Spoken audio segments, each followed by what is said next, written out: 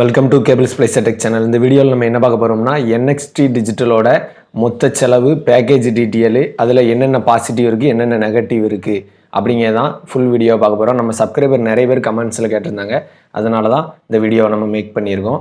நம்ம போன வீடியோவிலே பார்த்துருந்தோம். அதை வந்து NXT டிஜிட்டல் நம்ம கண்ட்ரோல் ரூம் போடுறதா இருந்தால் எவ்வளோ செலவு வரும்னா, புதுசுக்கு 6,30,000 ரூபாயும் பழைசுக்கு 4 லட்ச ரூபாயும் செலவு வரும் அப்படின்னு பார்த்துருந்தோம். நம்ம இப்போ புதுசாக அந்த செட்டப் இதுமாக போடுறதுக்கு கோப்பு எல்லாம் சேர்த்து கிட்டத்தட்ட 6,30,000 ரூபா ஃபஸ்ட்டு நம்ம செலவு பண்ண வேண்டியிருக்கும். ரெண்டாவது அதுபோக அடிஷ்னலாக என்னென்ன செலவு வருது அப்படின்னா, 6,30,000 ரூபாய்க்கு வந்து அவங்க ஒரு 12 ஃபீட்டு டிஷ்ஷு ப்ளஸ்ஸு அதுக்கு தேவையான எக்யூப்மெண்ட்டு எல்லாமே கொடுக்காங்க. அதுபோக எக்ஸ்ட்ரா ஒரு 12 ஃபீட்டு டிஷ்ஷும் போட வேண்டியிருக்குமா. அந்த 12 ஃபீட்டு டிஷ்ஷுக்கு வந்து மறுபடியும் ஒரு 50,000 ரூபா வந்து செலவாகும். அதுபோக மறுபடி ஒரு 10 ஃபீட்லேயும் ஒரு டிஷ் போட வேண்டியிருக்குமா, அதுக்கு வந்து 20,000 ரூபா செலவாகும். எதனால் அவங்க ஒரு 12 ஃபீட் டிஷ் கொடுத்த போக இன்னொரு 12 ஃபீட் டிஷ்ஷும் இன்னொரு 10 ஃபீட் டிஷ்ஷும் தேவைப்படுதுன்னா, ஒரு 12 ஃபீட் டிஷ் வந்து பே சேனலை வந்து ரிசீவ் பண்ணுமா அந்த டைரக்ஷனில், இன்னொன்று வந்து ஃப்ரீ டு ஏர் சேனலை வந்து ரிசீவ் பண்ணுமா இன்னொரு 12 ஃபீட்டு. அதுக்கடுத்து உள்ள 10 ஃபீட்டு டிஷ் வந்து ஆசீர்வாதம் இந்த மாதிரி ஒரு குறிப்பிட்ட ஒரு 7-8 சேனலுக்காண்டி தனியாக மறுபடியும் ஒரு 10 ஃபீட்டு டிஷ் வந்து போட வேண்டியிருக்கு. அது வந்து இந்த மாதிரி தமிழில் ஆசீர்வாதம், அதுபோல் இன்னும் 1-2 சேனல் வரும் அப்படின்னு சொல்லியிருந்தாங்க. இந்த சேனலுக்காண்டி மறுபடியும் ஒரு 10 ஃபீட்டும் போட வேண்டியிருக்கு. அப்போ மொத்தம் 3 டிஷ் வந்து நம்ம ஓவரால் எல்லா சேனல் ரிசீவ் பண்ணதுக்கு 3 டிஷ் வந்து கட்டாயம் போட வேண்டியிருக்கும். அப்போ இதில் அவங்க ஒரு டிஷ் தருதுனால எக்ஸ்ட்ரா நம்ம 2 டிஷ் போடுமா, அதுக்கு ஒரு 70,000 ரூபா. அப்போ மொத்தம் 7 லட்ச ரூபா ஃபஸ்ட்டே செலவு வருது. அதுக்கடுத்து வேறு என்னெல்லாம் இருக்குன்னா, கரண்ட் பில்லு செலவு. அதாவது இந்த எக்யூப்மெண்ட்லாம் போட்டு 24/7 ரன் ஆகும்போது எவ்வளோ கரண்ட் பில் செலவு வரும் அப்படின்னா, 4,000 ரூபா வந்து கரண்ட் பில் செலவு வருமா. இது வந்து நமக்கு தெரிஞ்ச ஒரு ஆப்ரேட்டர் கிட்டத்தட்ட 5 வருஷமாக ஓட்டிக்கிட்டு இருக்காங்க. அவர் சொன்ன தகவல். அதாவது 4,000 ரூபாய்க்கு மேலே கொஞ்சம் 4,000 to 5,000க்குள்ளே அவர் கரண்ட் பில் வந்து வருமா. அவர் வந்து 24/7 வந்து ஓடிக்கிட்டு இருக்கோம். ப்ளஸ் அந்த ரூமுக்கு வந்து ஏசி போட்டிருக்காராம். எதனாலனா, ஓவர் ஹீட் ஆனால் டெம்பரேச்சரில் ஆஃப் ஆயிரும், அதனால் ஏசி வந்து போட்டிருக்காராம். அதிக வெயில் இருக்க நேரம் ஏசி வந்து பகலில் இருந்து சாயந்தரம் வரை ஓட்டுவார், நைட் நேரம் ஏசி ஆஃப் பண்ணிடுவார் அப்படின்னு சொல்லியிருந்தார். அதுக்கடுத்து ஓவர் டெம்பரேச்சர் இருக்க ஏரியாவில் இந்த மாதிரி கண்ட்ரோல் ரூம் போட்டால் கட்டாயம் ஏசி தேவை அப்படிங்கிறதையும் சொல்லியிருந்தார். அந்த 6,30,000 ரூபா ஃபஸ்ட்டு நம்ம செலவு பண்ணதுக்கு அவங்க என்னெல்லாம் கொடுக்காங்க அப்படின்னா, ஒரு கோமு, 2 IRD வந்து கொடுக்காங்க. ஒரு IRD வந்து பே சேனலில் ரிசீவ் பண்ணுது, இன்னொரு IRD வந்து ஃப்ரீ சேனலில் ரிசீவ் பண்ணதுக்குள்ளே ரிசீவர். அதாவது அந்த 12 ஃபீட் டிஷ்ஷில் இருந்து கீழே ரிசீவ் பண்ணது எக்யூப்மெண்ட் எல்லாமே அவங்க கொடுத்துருந்தாங்க. அதுபோக ஒரு 12 ஃபீட் டிஷ் வந்து அவங்க கொடுக்காங்க. எக்ஸ்ட்ரா நமக்கு சேனல் தேவைப்படும் போது ஆட் பண்ணும்போது எப்படினாலும் நம்ம தனியாக ஒரு 70,000 ரூபா செலவு பண்ண வேண்டியிருக்கு. அதுபோக லோக்கல் சேனல் நீங்கள் உள்ளே கொண்டு கொடுக்கணும். அதாவது இப்போ உங்கள் ஏரியாவில் உள்ள லோக்கல் சேனல்லையும் அந்த செட்டா பாக்ஸில் கொடுக்கணும்னா, ஒரு லோக்கல் சேனலுக்கு ஒரு என்கோடர் கொடுக்க வேண்டியிருக்கும். அந்த என்கோடரும் நம்ம சைடு தான் வாங்க வேண்டியிருக்கும். அது உங்களோட தேவையை பொறுத்து. 8 சேனல் கொடுக்கறதா இருந்தால் 8 சேனல் என்கோடரு, 16 சேனல் வரை கொடுத்துக்குள்ள சப்போர்ட் அவங்க கொடுப்பாங்களாம். உங்களுக்கு தேவையான என்கோடர் வந்து நீங்கள் வாங்கிக்கலாம். லோக்கல் சேனலுக்கு என்கோடரு இல்லாமல், அதாவது ஏவி டிரான்ஸ்மிட்டர் அந்த மாதிரி போட்டு நம்ம ரிசீவ் பண்ணி கொடுக்கறது இல்லாமல் டைரெக்டாக கம்ப்யூட்டர் வழியாகவும் RTMP வழியாக இல்லை IPTV வழியாகவும் உள்ள சேனல் உள்ள கொடுத்துக்கலாமா, அதுக்குள்ளே சப்போர்ட்டும் இதில் இருக்குது. அப்படி உள்ளே கொடுக்கறதா இருந்தால் நம்ம ரூமில் ஒரு கம்ப்யூட்டர் வந்து போட வேண்டியிருக்குமா. அந்த அதுக்கு வந்து i7 ப்ராசஸரில் மினிமம் ரெக்யூர்மெண்ட்டு i7 ப்ராசஸரில் உள்ள ஒரு கம்ப்யூட்டர் போட்டால் அதுக்குள்ளே சர்வீஸ் சப்போர்ட்டும் அவங்க பண்ணி கொடுக்காங்க. அதாவது IPTVயும் டைரெக்டாக உள்ள சேனலில் கொடுத்துக்கலாம். அடுத்து மெயினாக நம்ம கண்ட்ரோல் ரூமுக்கு வந்து இன்டர்நெட் கனெக்ஷன் வந்து கண்டினியூவாக வேணும். அதாவது எதனால் அப்படின்னா, இவங்க ரூமில் போடுற அந்த கோப், அதாவது கேபிள் ஆப்ரேட்டர் பெர்மிஸ் எக்யூப்மெண்ட்டுக்கு வந்து இன்டர்நெட் தேவை. எதனால்னா, அவங்க மெயின் கண்ட்ரோல் ரூம்லேருந்து லைவாகவே எல்லா கோப்பையுமே லைவ் மானிட்டரிங் பண்ணுறாங்களாம். அதனால கட்டாயம் இதுக்கு வந்து இன்டர்நெட் வந்து தேவை. ஒருவேளை இன்டர்நெட் டிஸ்கனெக்ட் ஆச்சு, 1 மணி நேரம் 2 மணி நேரம் கட் ஆச்சுனாலும் நமக்கு வெளியே கொடுக்க கேபிளில் எந்த பிரச்சனையும் இருக்காது. மானிட்டரிங் மட்டும் தற்சமயத்துக்கு டிஸ்கனெக்ட் ஆகிருக்கும். அடுத்து இவங்க யூஸ் பண்ணுற கோம் வந்து 2 கோம் யூஸ் பண்ணுறாங்க. அதாவது 64 கோம்லேயும் சேனல் கொடுக்காங்க, 286 கோம்லேயும் சேனல் கொடுக்காங்க. 66 கோமில் வந்து எல்லா பே சேனல்ஸும் ரிசீவ் ஆயிரும். அதுக்கடுத்து 286 கோமில் வரது ஃபுல்லாக ஃப்ரீ டு ஏர் சேனல்ஸ் ஃபுல்லாக 286 கோமில் வந்து கொடுக்காங்க. அடுத்து வந்து பேக்கேஜ் டீட்டெயிலு. அதாவது பேக்கேஜ் வந்து மெயின் பேக்கேஜ் வந்து 3 பேக்கேஜ் தான். ஃப்ரீ டு ஏர் பேக்கேஜ், அதுக்கடுத்து மகிழ்ச்சி பேக்கேஜ், அதுக்கடுத்து தமிழ் பேசிக் ப்ளஸ்ஸு பேக்கேஜ். இதில் ஃப்ரீ டு ஏர் பேக்கேஜில் வந்து 35 ரூபா பேக்கேஜ். இதில் வந்து லோக்கல் சேனலு ப்ளஸ் நம்ம கொடுக்குறக்கூடிய லோக்கல் சேனல் நம்ம என்கோடர்லேருந்து கொடுத்தோம்னா அந்த local channel plus free to ஏரில் வர எல்லா சேனல்ஸும் அதில் வந்துடும் 35 ரூபா பேக்கேஜில். அதுக்கடுத்து 81 ரூபா மகிழ்ச்சி பேக்கேஜில் வந்து வித்தவுட் ஸ்போர்ட்ஸ் சேனல், அதாவது தமிழ் சேனல்ஸ் எல்லா சேனலும் வந்துடும், ஸ்போர்ட்ஸ் சேனல்ஸ் எதுவுமே வராது. கார்ட்டூனில் சுட்டி டிவியும் ஹங்கமா டிவியும் மட்டும் வரும். அதாவது 2 கார்ட்டூன் சேனல், தமிழ் சேனல்ஸ் எல்லா சேனலும் வரும். அது வந்து 81 ரூபா மகிழ்ச்சி பேக்கேஜ்.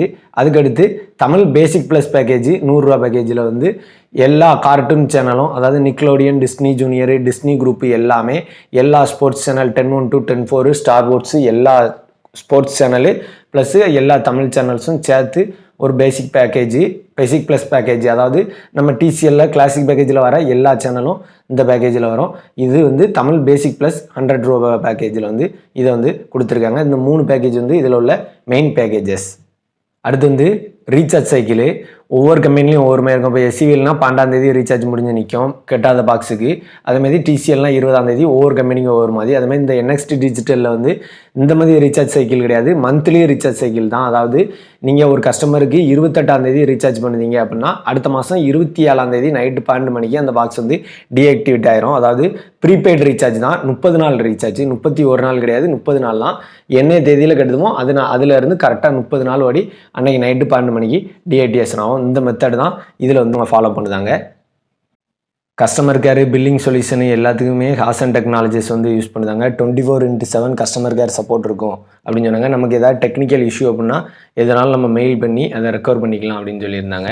அதுக்கடுத்து சேட்டலைட் பார்ட்னர் வந்து இன்டெல் சேட் தான். அதே இதில் இப்போ இன்டெல் சேட் 39 வந்து நமக்கு வந்து இந்த கேபிள் சம்மந்தப்பட்ட எல்லா சிக்னலுமே வந்துக்கிட்டு இருக்கு. அதே இதில் தாய்காம் சேட்டலைட்டில் வந்து இப்போ வந்து நெட்டுமே இவங்க கொடுக்க போகிறாங்களாம். அதுக்குள்ள வேலைகள் எல்லாமே முழுமையடைஞ்சிட்டு அப்படின்னு சொல்லியிருந்தாங்க.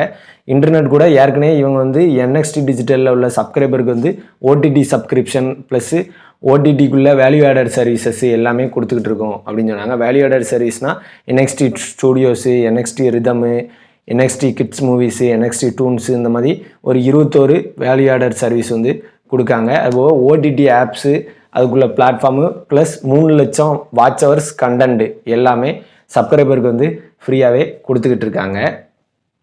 மெயினாக இதில் வந்து பாக்ஸ் ஸ்வைப்பிங் வந்து கிடையாது. இப்போ வந்து நம்ம ஒரு 1000 பாக்ஸ் ஒரு கம்பெனி பாக்ஸ் வச்சுருக்கோம்னா அதை இவங்க என்எக்ஸ்டி டிஜிட்டல் பாக்ஸுக்கும் இதுக்கும் ஸ்வைப்பிங் பண்ணி மாற்றி கொடுக்க மாட்டாங்க. நம்ம வந்து ஃப்ரெஷ்ஷாக துட்டு கொடுத்து தான் வாங்க வேண்டிய இருக்கும். அதுக்கடுத்து புது ஆப்ரேட்டருக்கு வந்து இவங்க சிக்னல் வந்து கொடுக்க மாட்டாங்க. புது ஆப்ரேட்டருக்கு யாருக்கும் கிடையாது. மினிமம் 250 லைனாவது இருக்க ஒரு பழைய ஆப்ரேட்டருக்கு மட்டும்தான் இவங்க வந்து சிக்னல் கொடுத்து அதுக்குள்ள எக்யூப்மெண்ட் எல்லாமே மாட்டி அதை ரெடி பண்ணி சர்வீஸ் சப்போர்ட் எல்லாமே பண்ணி கொடுக்காங்க. ஃபைனலாக இதோட ப்ளஸ் என்ன மைனஸ் என்ன, அதாவது இதை பண்ணலாமா வேண்டாமா அப்படின்னா, இதில் வந்து எப்படி பார்த்தாலுமே ஒரு 7.5 லட்ச ரூபா வந்து ஸ்டார்டிங்கில் செலவாயிரும். அந்த 6,30,000 ரூபா மறுபடி 12 ஃபீட் டிஸ்ஸு, 10 ஃபீட் டிஸ்ஸு, ஏசி, ஆன்லைன் யூபிஎஸ்ஸு, இன்ஸ்டாலேஷன் பண்ணக்கூடிய சின்ன சின்ன செலவுகள் அது இதுன்னு எப்படி பார்த்தாலும் ஒரு 7.5 லட்ச ரூபா வந்து செலவாயிரும். அதனால் சின்ன ஆப்ரேட்டர் ஒரு 250 லைன் 500 லைன் இருக்கவங்க வந்து இவ்வளவு செலவு பண்ணி மாதம் 4,000 5,000 இதுக்கு தனியாக கரண்ட் பில் செலவு பண்ணி இதை பண்ணலாமா அப்படின்னா கட்டாயம் வேண்டாம். அதிகபட்சம் ஒரு 1000 லைனு 2000 லைனு எங்கேயாவது காட்டுக்குள்ளே 40 கிலோமீட்ரு 50 கிலோமீட்ரு ஓவர் கட்டு அந்த அளவுக்கு ரொம்ப லைன் கட்டு வாரத்துக்கு 4-5 நாள் கட்டாயிரும் அப்படிங்கவங்க 1000 லைனுக்கு மேலே இருந்ததுன்னா வேணால் இதில் துட்டை பார்க்காம செலவு பண்ணி வச்சு லைனை பிரச்சனை இல்லாமல் ஓட்டலாம். அப்படி இவங்க வந்து பண்ணிக்கலாம். அதுக்கடுத்து பில்லிங் சைக்கிள் வந்து 30 நாள் ரீசார்ஜுங்கும் போது எல்லா கஸ்டமரும் ஒவ்வொரு தேதியில் ரீசார்ஜ் பண்ணுவாங்க.